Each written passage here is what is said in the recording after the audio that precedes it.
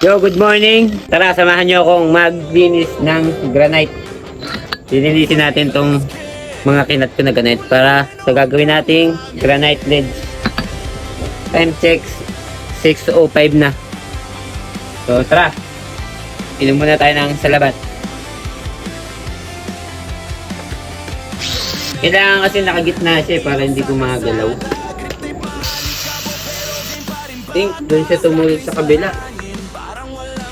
Hanapin ko lang guys. Tumulit yung bala natin na 100. Hindi ko makita yun. Nandinis ko na siya.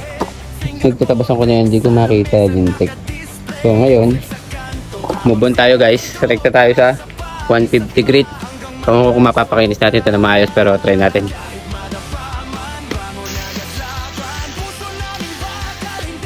$150. Kailangan talaga bugbugin 100 muna.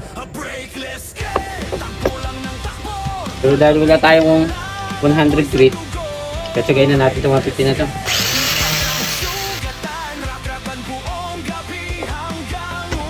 Ito po mga kalingit, wala sa alam.